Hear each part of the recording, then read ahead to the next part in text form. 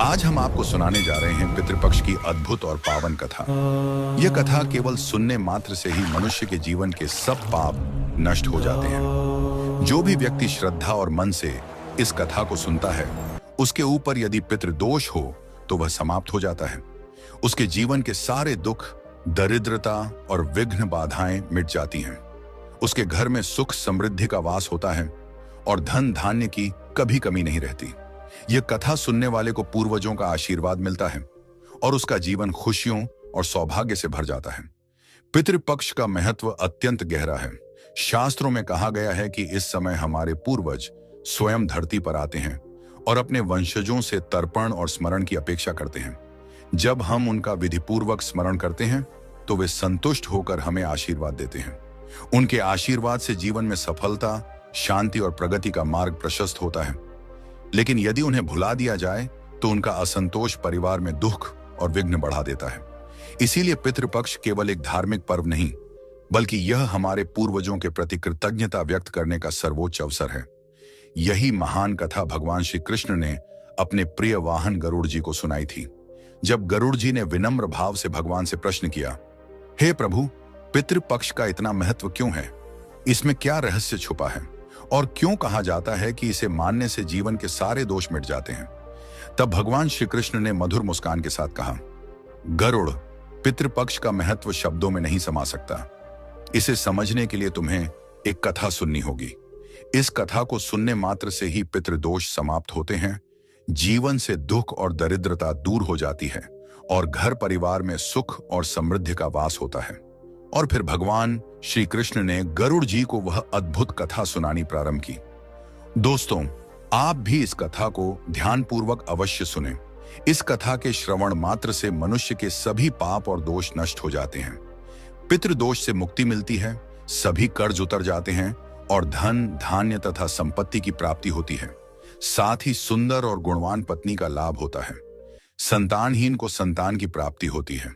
यह कथा अत्यंत महान है और विशेषकर पितृपक्ष में इसका श्रवण अवश्य करना चाहिए। इस कथा के सुनने से पितरदेव प्रसन्न होकर वरदान देते हैं।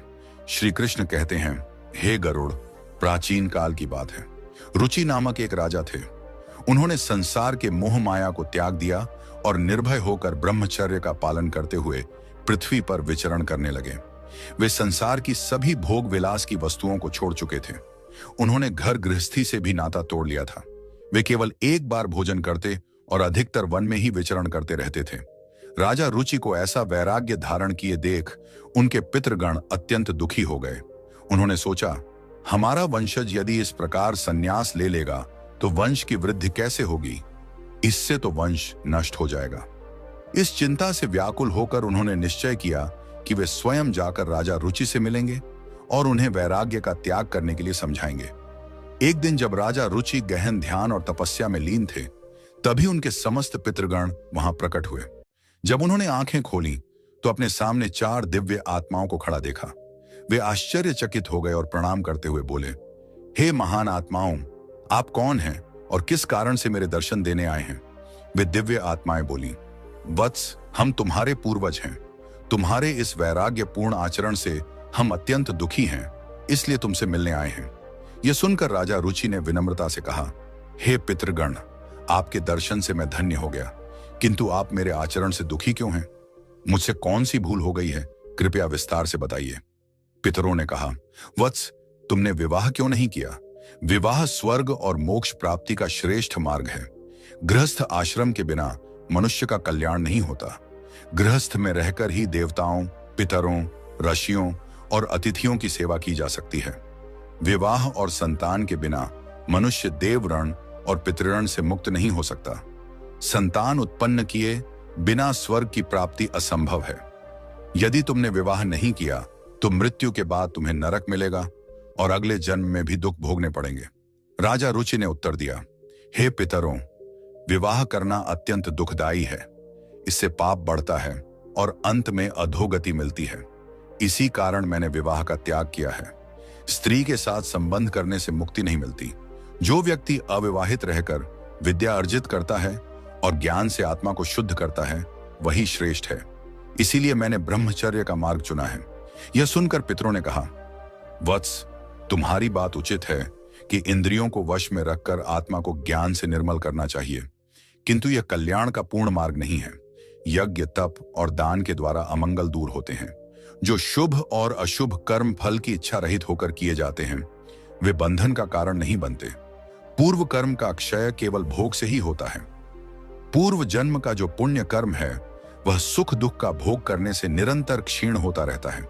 तब अर्षि रुचि ने कहा, हे पितामह, वेदों में कर्म मार्ग के प्रतिपादन द्वारा अविद्या और माया की पुष्टि की गई है, फिर आप मुझे विवाह करने के लिए क्यों प्रेरित कर रहे हैं?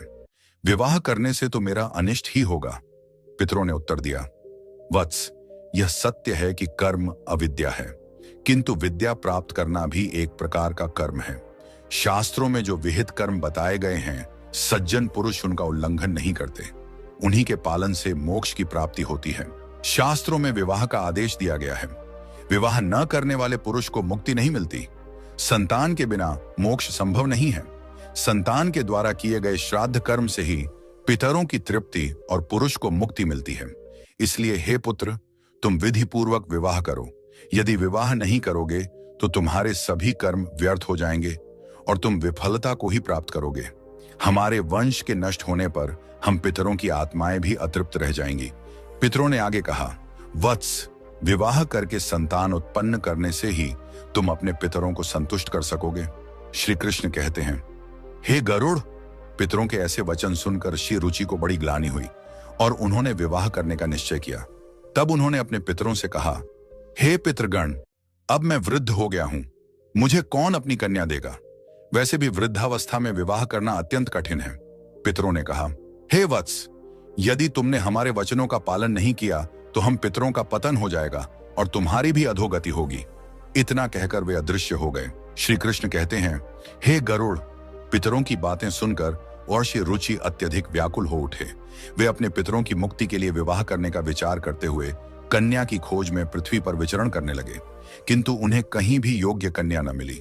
बार बार पितरों के वचनों को याद करके वे चिंता में डूब जाते और सोचते, अब मैं क्या करूं, कहां जाऊं? मेरे पितरों की मुक्ति के लिए कौन स्त्री मुझसे विवाह करेगी?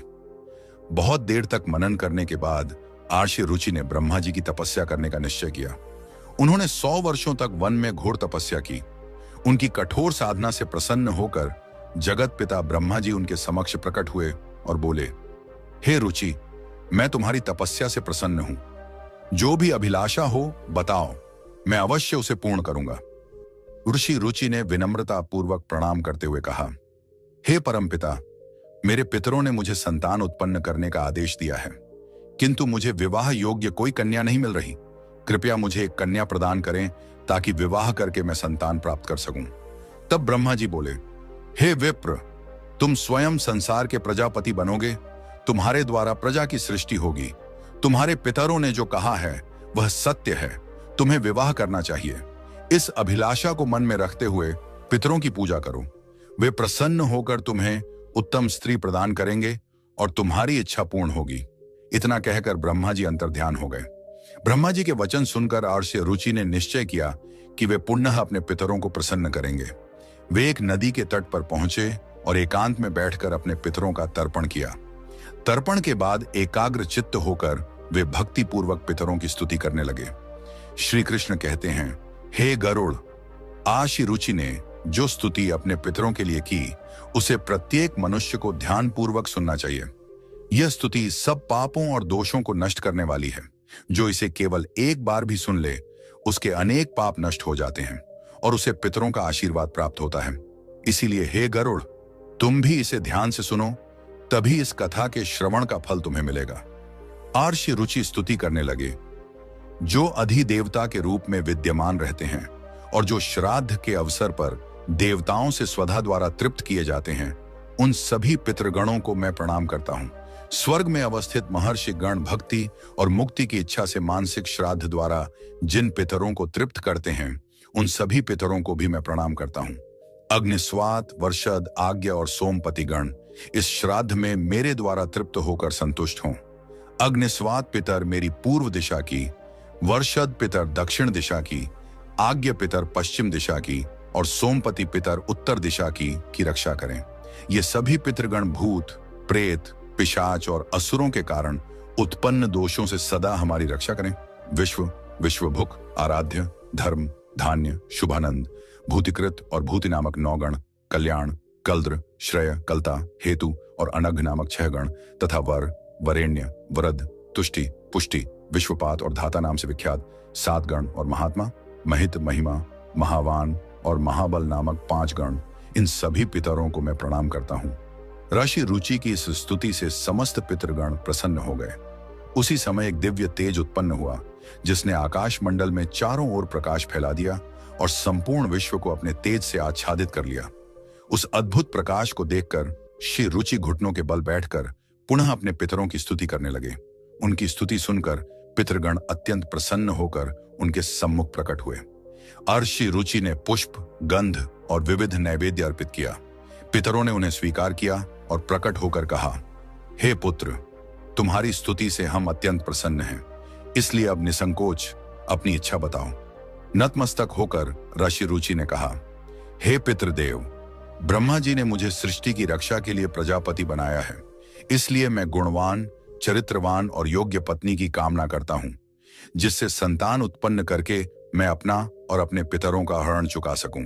तब पितरों ने कहा, वत्स, इसी स्थान पर इसी क्षण तुम्हें उत्तम और मनोरमा पत्नी की प्राप्ति होगी। उसी से तुम्हें एक तेजस्वी पुत्र उत्पन्न होगा जो बुद्धिमान और बलशाली होगा। उसका नाम रोच होगा और वह तीनों लोकों में प्रसिद्ध होगा। उसके भी अनेक महापराक्रमी और पृथ्वी का पालन करने वाले पुत्र होंगे। यह कहकर समस्त पितृगण आशीर्वाद देकर अंतर्ध्यान हो गए। पितरों के अंतर्ध्यान होते ही उनकी कृपा से उसी समय नदी के मध्य से एक अद्भुत दृश्य प्रकट हुआ। वहां से प्रमलोचा नामक एक अत्यंत सुंदर, मन को मोह लेने वाली अप्सरा प्रकट हुई। वह महात्मा रुचि के समीप आई और मधुर वाणी में बोली, हे तपस्वी श्रेष्ठ, वरुण के पुत्र महर्षि पुष्कर की एक अतिशय सुंदर कन्या है जिसका नाम मानिनी है। मैं उसी रूपवती कन्या को आपके लिए भार्या स्वरूप प्रदान करती हूँ। आप उससे विवाह करें। उस कन्या से आपको अतिशय बुद्धिमान पुत्र उत्पन्न होगा जिसका नाम मनु होगा। इसके बाद प्रजापति रुचि ने उस अप्सरा द्वारा प्रदत्त कन्या मानिनी से विधि पूर्वक विवाह किया। श्री कृष्ण कहते हैं, हे गरुड़, इस प्रकार आज रुचि ने अपने पितरों को प्रसन्न करके योग्य पत्नी प्राप्त की और अपने वंश की वृद्धि की। इसके बाद भगवान श्री कृष्ण ने गरुड़ जी को पितरों को प्रसन्न करने के अनेक उपाय बताए। उन्होंने कहा कि ये उपाय मनुष्य के जीवन से पितृदोष को समाप्त करते हैं और पितरों की कृपा प्राप्त करने में सहायक होते हैं। श्री कृष्ण ने कहा, पितरों को प्रसन्न करने का सबसे पहला और मुख्य उपाय तर्पण है। तर्पण का अर्थ है पितरों को जल अर्पित करना। पितृपक्ष में पवित्र जल लेकर काले तिल, दूध और कुश के साथ पितरों का आह्वान करते हुए श्रद्धा से जल अर्पण करना चाहिए। तर्पण करते समय एयुएम पितृभ्यः स्वधा मंत्र का उच्चारण करने से पितर प्रसन्न होकर आशीर्वाद देते हैं। उन्होंने आगे कहा, श्राद्ध कर्म पितरों की तृप्ति के लिए अत्यंत आवश्यक है। इसमें पितरों के निमित्त सात्विक भोजन, फल और वस्त्र अर्पित किए जाते हैं। श्राद्ध करने वाले को ब्राह्मणों को भोजन कराना चाहिए और उन्हें वस्त्र व दक्षिणा देकर आशीर्वाद लेना चाहिए। श्राद्ध के दिन विशेष रूप से खीर, पूरी, सब्जी और अन्य सात्विक भोजन बनाकर पितरों को अर्पित करना चाहिए। तीसरा उपाय श्री कृष्ण ने बताया, गाय, ब्राह्मण और अन्य जीवों को भोजन कराना। विशेषकर गाय, कुत्ते और कौवे को भोजन देने से पितर तृप्त होते हैं। श्राद्ध के दिन गाय को रोटी और हरी घास तथा कौवे को चावल और खीर अर्पित करना विशेष शुभ माना जाता है। इससे पितरों की कृपा मिलती है और पितृ दोष का नाश होता है।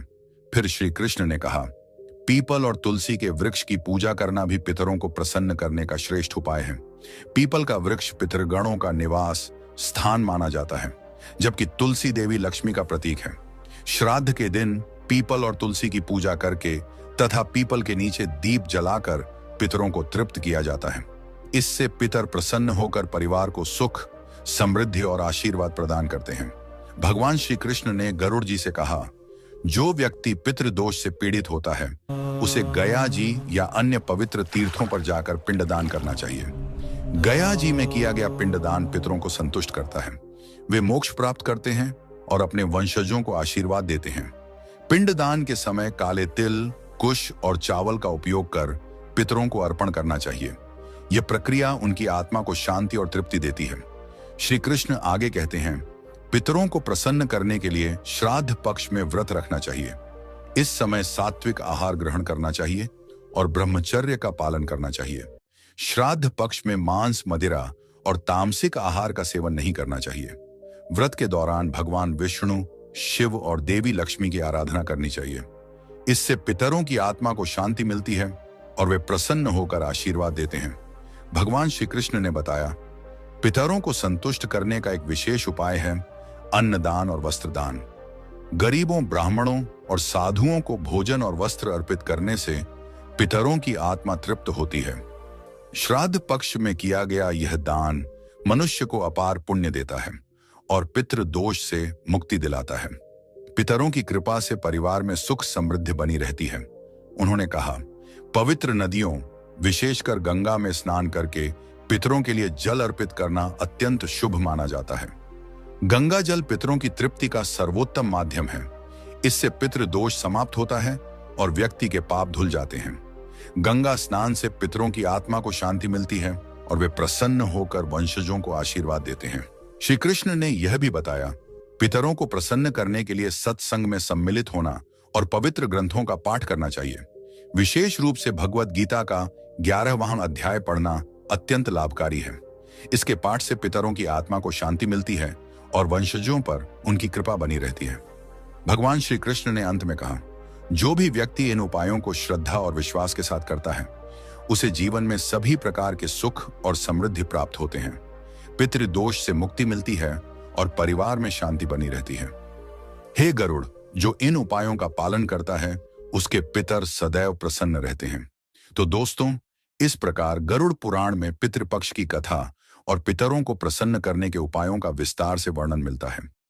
यह कथा हमें सिखाती है कि पितरों की सेवा और तर्पण करना हर मनुष्य का परम कर्तव्य है। दोस्तों, उम्मीद है आपको यह कथा और जानकारी पसंद आई होगी। अगर अच्छी लगी हो तो इसे लाइक करें, परिवार और दोस्तों के साथ शेयर करें और ऐसी ही आध्यात्मिक जानकारियां पाने के लिए हमारे चैनल को सब्सक्राइब करना न भूलें। आपका धन्यवाद।